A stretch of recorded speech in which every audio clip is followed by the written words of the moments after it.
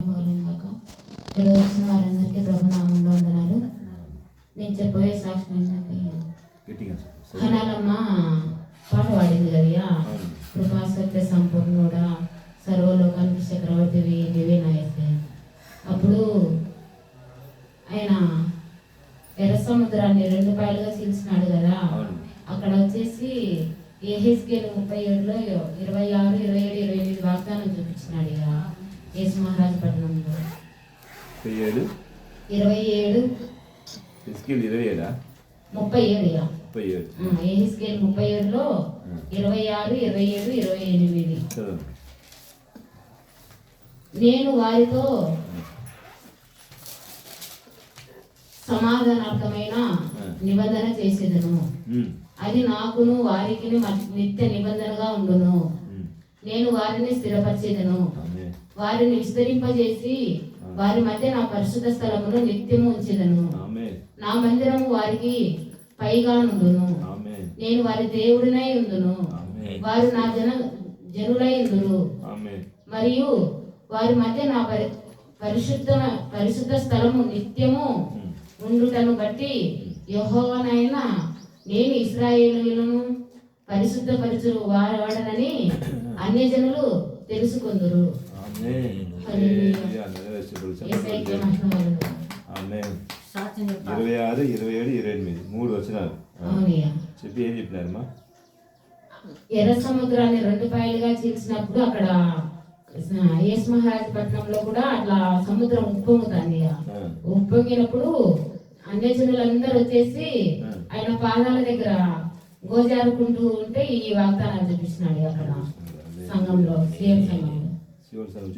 అక్కడ చూపిస్తున్నాడు.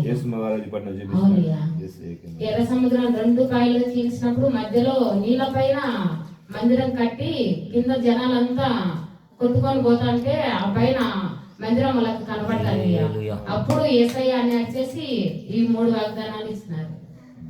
మీరు చూసిన దర్శనం ఏమొచ్చింది? ఎర్ర సముద్రం పాయలు చూసినారా? అవునయ్యా, చెప్పండి కరెక్ట్గా ఏం దర్శనం చూసినారు? ఎర్ర సముద్రాన్ని 2 పాయలుగా మోషే ఎలా ప్రార్థించి చేసినాడో అప్పుడు పైన జలములు కింద పోతుంటాయి కదా, పైన మందిరం కట్టినారు యేసు మహారాజు పట్టణంలో. పైన మందిరం ఉంది, ఇటు పక్క జనాలంతా నీళ్ళలో కొట్టుకొని పోతా ఉంటే వాళ్ళకందరికి మా యేసు మహారాజు పట్టణంలో మందిరం కనపడుతుంది. కనపడినప్పుడు వాళ్ళు ఇలా వాళ్ళందరినీ అడిగినారు, దేవుని యేసయ్య అని గట్టి కడిచి అడిగినాడు. వాళ్ళు అన్ని జనులందరూ గట్టి కడిచినప్పుడు దేవుడు వచ్చేసి వాళ్ళకి ఈ వాగ్దానాలు ఇచ్చి వాళ్ళందరినీ కాపాడినాడు. అందరినీ దేవుడు కాపాడినాడు. హల్లెలూయా, దేవునికి మహిమ కలుగును గాక. చూడండి గొప్ప మర్మం ఇది. హల్లెలూయా. పరిశుద్ధాత్మ దేవుడు ఉదయం మంచి దర్శనం చూపించినాడు.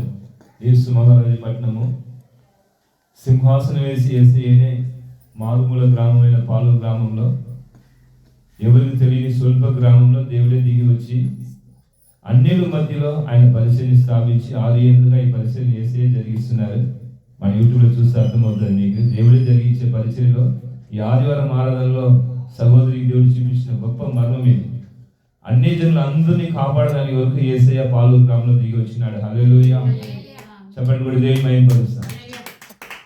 ఎఫెసీయులకు రాసిన పత్రిక 3వ అధ్యాయం 6వ వచనం చెప్పినట్టుగా యూదులతో పాటు అన్ని జనులు కూడా సమాన వారసులు కావాలి.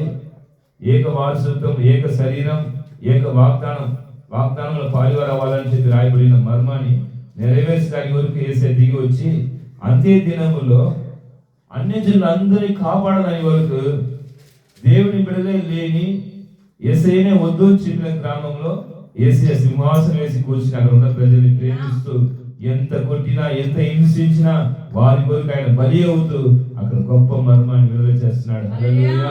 ప్రకటన గ్రంథం 10వ అధ్యాయంలో ఉన్న మర్మం, ముద్ర వేయబడిన మర్మం, ఆనాడు ప్రకటన గ్రంథం రాసినప్పుడు అపోస్తలుడైన యోహాను గారికి దేవుడు ముద్ర వేయమని చెప్పిన మర్మాన్ని విప్పదీసి ఆ ముద్రని తీసి లోకమంతటికి శ్రమల కాలంలో ఈ కొట్టుకుని పోతున్న ప్రజల్ని కాపాడడానికి వరకు ఇప్పుడు సహోదరి చూపించినట్టుగా ఎర్ర సముద్రము కొట్టుకుని పోయినప్పుడు ఆ ప్రజలంతా ఇశ్రాయేలు ప్రజలకు విరోధంగా వేసిన ఐగుప్తులు ఎలాగా అల్లాడిపోతున్నారో, మరణ పరిస్థితులు ఉన్నప్పుడు వారిని కాపాడడానికి ఎవరు లేదు. కానీ ఈ అన్నిటిని కాపాడడానికి వరకు శ్రమల కాలంలో 7 ఏళ్ళు శ్రమల దినములో కాపాడడానికి వరకు యేసయ్య చిన్న పాలు గ్రామంలో అన్యుల మధ్య దిగి వచ్చినాడు.